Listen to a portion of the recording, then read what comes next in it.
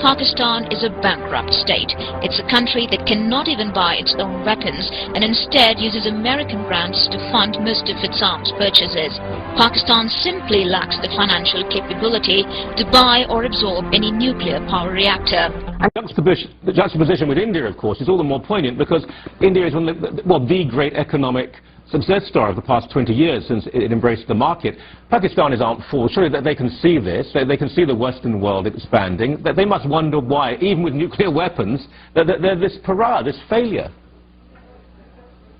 In fact, it's the opposite. The more India grows, the more India attains the superstardom, Pakistan's resentments grow with it. And its relevance, it is relevant so long as it attaches itself to India as a parasite. The moment it leaves India behind, no one cares about Pakistan. Is there a single thing that Pakistan produces that we are in awe of? No, there's nothing. Is there something Pakistan has that induces jealousy in us? Nothing. It's really a failed state, and we only look to it because it's a problem. Right. It just wants our attention. Okay. There for the costs. We stayed for the quality. And we are investing for the innovation. No wonder Peter Drucker, the great thinker, said, India is becoming a powerhouse very fast. The medical school in New Delhi is now perhaps the best in the world. And the technical graduates of the Indian Institute of Technology are as good as any in the world. Also, India has 150 million people for whom English is their main language. So India is indeed becoming a knowledge center. That's precisely what is happening. India is defined to be not just a cost-saving destination, but also a knowledge and innovation hub. From Merrill Lynch to Reuters, from Goldman Sachs to Thomson Analytics, from Lehman Brothers to LexisNexis, all are investing in the next knowledge capital of the world. Business Week and Business World believe that in the near future, India will become the R&D hub of Asia and of the world.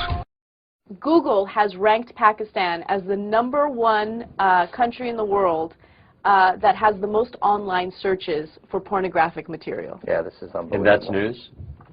Yes, it is news. Really? It is news. They have they're not seeing it anywhere.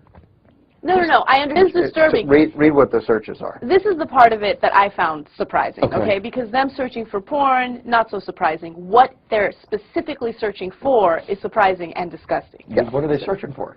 I'll read it to you right now. Pakistan is top dog in searches per person for horse sex in 2004. This isn't funny. Yes, it is. Okay. Donkey sex since 2007. You're going to argue that that's not fun. This is a serious story. You know, right there in front of the computer. You know, horse, donkey. Search. What else? Okay. That's it? Just horses and dogs? No, there's much more. No, this is where it gets serious. Okay, so rape pictures between 2007 and 2009. So horse sex, doggy sex, rape pictures. Rape sex since 2004, child sex between 2004 and 2007, and since 2009, animal sex since 2004, and dog sex since 2000.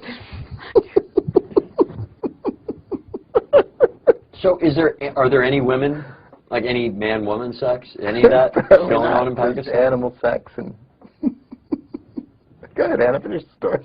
So... Well, what's next? What else? Is there more? Yes. They also are #1 in searches for... Come on. What is it? In camel sex. This is terrible. This story took a turn for the worse. Anything else you're looking for in Pakistan? हाल ही में आपका एक बड़ा सख्त column Toronto सन में जहां आप column लिखते हैं वो पढ़ने को मिला जिसमें आपने पाकिस्तान को गालिबन मुझे टाइटल याद आ रहा है कॉन्क्यूबाइन है तवाइफ ऊपर दल्ले की जो तवाइफ होती है वो बन गए हैं ये लोग ये पाकिस्तान आप ये सोचिए कि ना सिर्फ उनकी रूलिंग क्लास हुकूमत बल्कि आम इंसान भी बिल्कुल आराम से चीन के पास बिक सकता है कल को वही 100 करोड़ लोग या 10 करोड़ लोग सऊदी अरेबिया के हाथ दिख जाएंगे और खुश होंगे।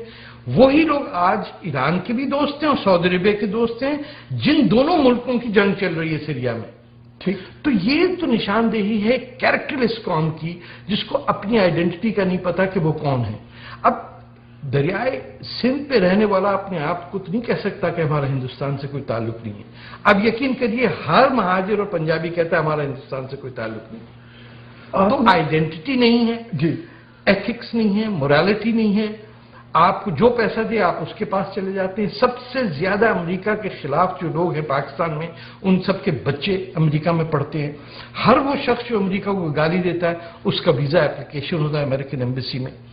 चीन जहां लोग सूअर खाते हैं, जहां खुदा को नहीं मानते, जहां मुसलमानों के साथ जुल्म हो रहा है सख्त, वो आपका यार है। ईरान जहां And we will continue to insist to Pakistan's leaders that terrorist safe havens within their borders are unacceptable and that terrorists behind the Mumbai attacks must be brought to justice. The United States and India can partner for global security, especially as India serves on the Security Council over the next 2 years. And that is why I can say today, in the years ahead, I look forward to a reformed United Nations Security Council that includes India as a permanent member. और अब एक ऐसा पाकिस्तान सामने आ चुका है जिसमें बाहर का कोई शख्स दाखिल होना चाहता है और ना ही दुनिया का कोई मुल्क हमारे वजीर आजम या हमारे सदर को अपने मुल्क में आने की दावत देता है। और अगर ये लोग चले जाएं तो एयरपोर्ट पर मकामी हुकूमत का असिस्टेंट सेक्रेटरी लेवल का कोई अफसर इनका इस्तकबाल करता है। पाकिस्तान इस वक्त पूरी दुनिया के लिए सरदर्द बन चुका है और दुनिया के किसी भी कोने में दहशतगर्दी का कोई भी वाकया हो जाता है तो पूरी दुनिया की नजरें बेख्तियार पाकिस्तान की तरफ उठ जाती हैं और अक्सर औकात दुनिया के ये खदशात दुरुस्त भी साबित होते हैं। आज कोई मुल्क हमें वीजा देने के लिए तैयार है और ना ही कोई हमारे साथ बिजनेस करने के लिए रजामंद। आलमी मंडी में लोग हमारा सस्ता माल भी खरीदने के लिए तैयार नहीं है और हम समाजी सतह पर भी बदतरीन दौर से गुजर रहे हैं। Of the 3 countries that you grew up in, India, Pakistan, and England, Pakistan was the one you felt most like an outsider. Yeah, Pakistan sucks. I mean, well, at least you're being diplomatic, thank God. But you're being more straightforward. I don't think I got that one.